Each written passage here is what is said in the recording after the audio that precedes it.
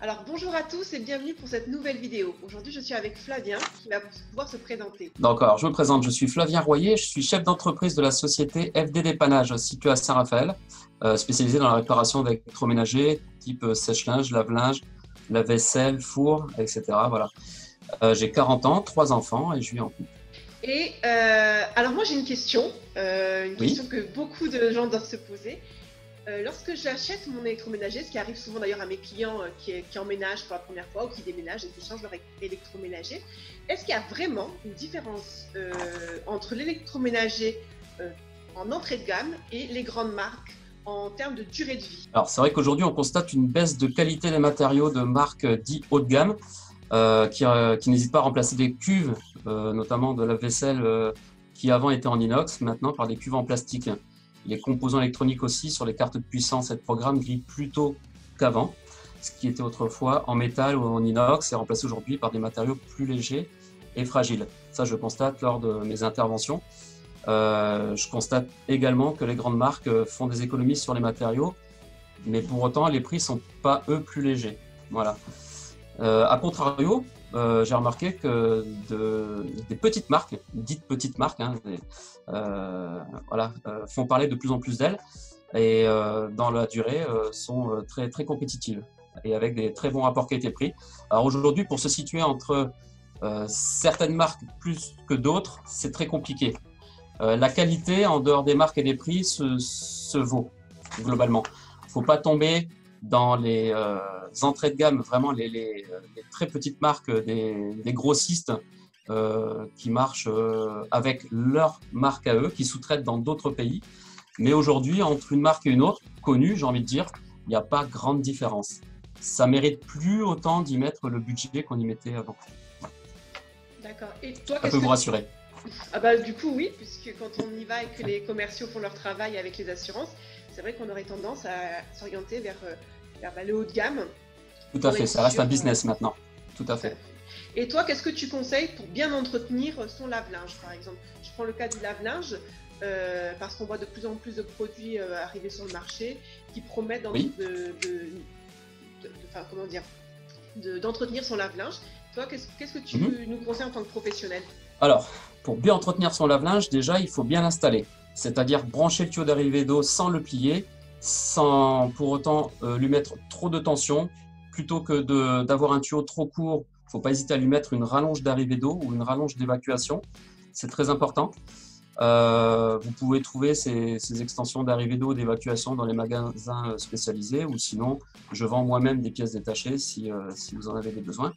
Ensuite, une grosse erreur que font beaucoup de personnes, c'est de retirer le plateau du dessus pour l'encastrer, notamment sous un évier, bien souvent. C'est vrai. Faut savoir que, voilà, là, je touche beaucoup de personnes. Faut savoir qu'il y a du liquide qui coule sur les plans de travail et ça tombe directement sur les parties vitales, donc dit électroniques, notamment la carte mère qui est vraiment en façade de la machine à laver.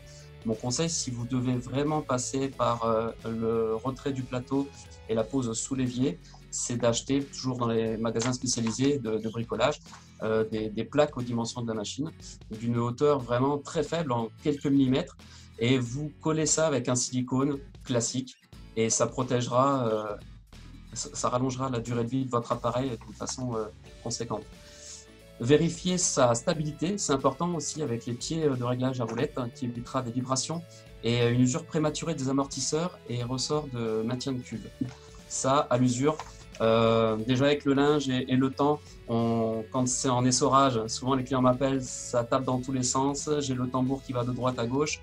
Bon, ça c'est l'usure, mais on peut l'éviter si on l'installe dès le début, quand elle est neuve, la machine, d'une façon correcte, voilà, bien stable. Ça c'est important. Les lingettes anti-décoloration, Ah ça oui, c'est pareil, on y parle-moi genre vient. de ça. Combien de clients m'appellent pour un problème de pompe de vidange bouchée? Eh oui, prenez le temps de faire des cycles couleur et blanc séparés. Je suis complètement contre les lingettes C'est vrai? anti... Ah oui, complètement, complètement. Bah, en fait, ça passe entre le joint du hublot et le tambour et ça Oui. se retrouve dans le tuyau de vidange et donc dans la pompe de vidange. Les trois quarts des personnes ne savent pas où se trouve la pompe de vidange, ne savent pas Non. le faire ou peuvent pas le faire parce que physiquement, ils ont l'âge où ils peuvent pas se baisser. Et le problème, c'est que ça fait une intervention, ça fait un coup. Et s'ils recommencent à remettre une lingette derrière, il se peut qu'ils me rappellent le lendemain. Les lingettes, alors, si vraiment vous devez mettre une lingette, même si je suis pas pour, prenez un filet à linge et vous mettez la lingette dans le filet à linge. Voilà, n'hésitez pas à mettre un peu de volume à cette lingette qui est trop faible, trop fine. Déjà que des petites soquettes passent, donc les lingettes, vous voyez bien ce que ça peut donner. Voilà. Ah oui, d'accord.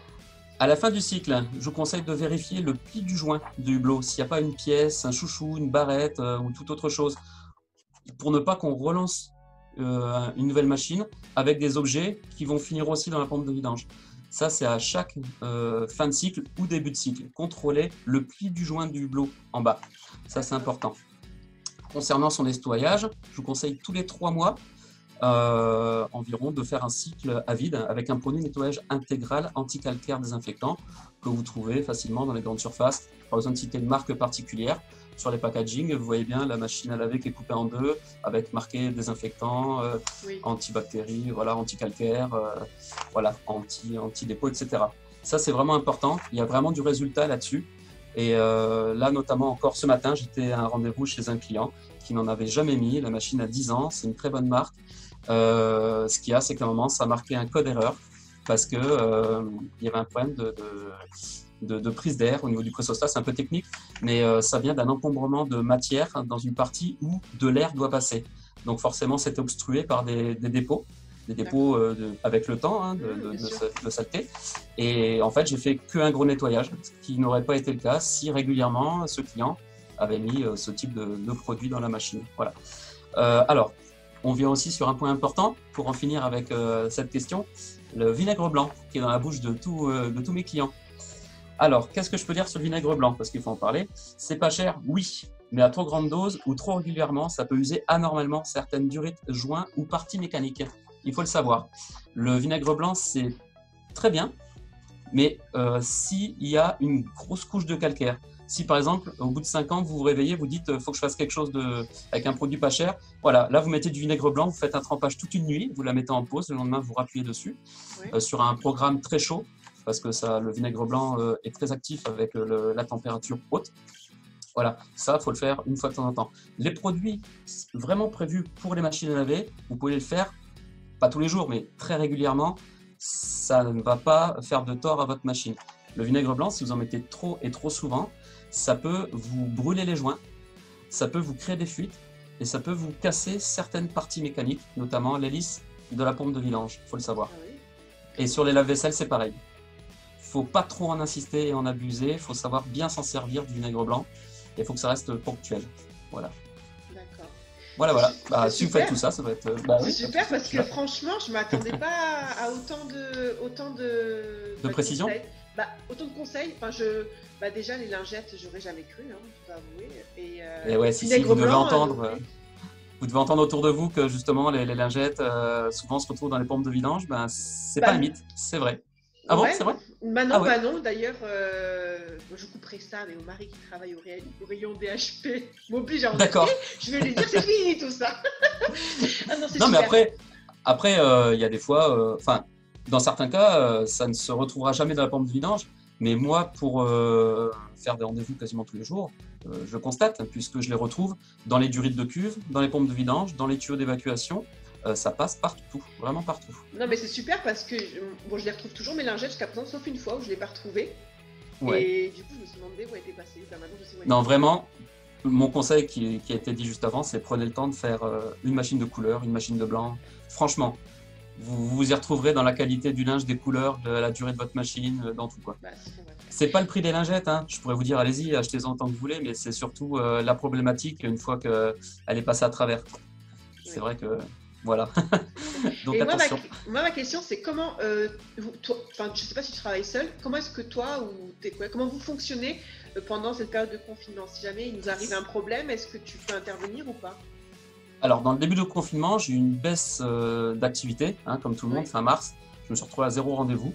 Je me suis dit, comme tout le monde, que j'allais rester à mon domicile en attendant que ça passe, parce qu'on n'avait pas de recul sur la durée de ce problème. Mais les semaines ont passé et début avril, le téléphone a recommencé à sonner. Donc, au début, j'ai commencé à faire du télédépannage. Et oui, et ça a bien fonctionné sur quelques rendez-vous, j'étais content, notamment sur quelqu'un de Toulon, un autre rendez-vous aussi. J'ai pu les guider en visio. Ils ont pris quelques outils, j'ai pu les dépanner à distance, ça m'a fait super plaisir, j'étais très content pour eux. C'est pas une prestation que j'ai facturée, c'était vraiment dans l'idée d'aider la personne qui était dans un gros problème. Mais les coups de fil ont continué à arriver et il a fallu que je me déplace. Donc, mise en place de gants, de gel, de masques, et pour bien m'équiper, arriver chez le client. Voilà. Donc, quand j'arrive chez les clients, soit ils sont dans une autre pièce, soit ils restent à bonne distance, avec les gestes barrières, réflexes, qui sont mis en place naturellement. Ça m'a permis de reprendre l'activité, de recommencer à alimenter ma page Facebook, donc FD Flavien Dépannage, et relancer le bouche-à-oreille, qui a sauvé beaucoup de familles, qui m'ont confié que depuis le confinement, sans machine à laver, sans four, sans lave-vaisselle, c'est compliqué parce qu'on mange plus à la maison, on utilise plus de vaisselle, de linge, on sollicite beaucoup plus le four, et donc du coup, les pannes sont plus récurrentes, quoi, du coup. Et franchement, j'ai été remercié déjà d'être en activité et de leur avoir sauvé un peu Souvent, ils me disent, vous m'avez sauvé la vie. Parce qu'effectivement, avec 4 enfants sans machine à laver, c'était mission impossible. C'est un peu la planète aussi que vous avez sauvée par la même occasion. Et la planète aussi, je l'espère en tout cas, si j'ai pu y participer. Après, voilà. Donc, notamment, j'ai changé récemment une courroie chez une petite mamie de 90 ans, c'est une petite anecdote, qui m'a dit que sans mon passage, même si elle n'a pas beaucoup de linge à laver, c'était juste pas possible pour elle. Et j'ai eu son fils qui habite en Bretagne qui m'a appelé pour me remercier. Ça m'a beaucoup touché. Voilà, donc ça m'a fait plaisir finalement. En dehors du côté financier, il y a ce côté aussi entraide et puis être présent, quoi. Surtout que je suis souvent sur les réseaux sociaux et actif, donc le côté entraide et présence, c'est important. C'est sûr, c'est très important. Écoute, je te remercie beaucoup d'avoir répondu présent à ma sollicitation quand je t'ai contacté sur les réseaux sociaux pour savoir si tu as accepté de faire cette vidéo. Et je suis vraiment contente parce qu'en plus, j'ai eu des conseils que moi-même je vais pouvoir appliquer. Et je suis super contente. En plus, c'était quelqu'un de rayonnant et je suis super contente d'avoir pu faire ta connaissance. Voilà. C'était un vrai plaisir pour moi également. Après coup, il ne faut pas hésiter à me contacter pour un oui, pour un non. Je suis tout le temps branché, Messenger, texto, un mail, voilà. D'ailleurs, en parlant de ça, ta zone d'intervention, c'est laquelle? Alors moi, je suis sur le secteur Fréjus-Saint-Raphaël et alentour. C'est-à-dire, je travaille seul, c'est vrai qu'on n'en a pas parlé, mais je travaille effectivement seul. Moi, je fais tout, de l'établissement du devis à la commande de la marchandise, la réception de la marchandise ou des pièces. Je retourne chez le client, c'est moi qui pose l'appareil, qui assure sa garantie, son SAV, ou qui change la pièce concernée. Et donc, c'est vraiment de Fréjus, Saint-Raph, allez, on va dire Aguet d'un côté, Sainte-Maxime de l'autre, mais vraiment au bout du bout. Parce que voilà, j'ai refusé une cliente sur Cannes pour lui installer un lave-vaisselle. Elle voulait vraiment que ce soit moi, elle y tenait et tout. Et j'ai dit, si je pars à Cannes, je prends la demi-journée alors que je peux faire 3 ou 4 rendez-vous dans le secteur. Donc, c'est pas jouable pour moi d'aller trop loin, en tout cas. Voilà. De toute façon, on va retrouver tes coordonnées en fin de vidéo. Donc, comme ça, les personnes vont pouvoir te contacter si elles en ont besoin. Voilà. J'ai mis des... écoutez, je te remercie et je vous remercie vous d'avoir visionné cette vidéo et je vous dis à bientôt. Au revoir. À bientôt.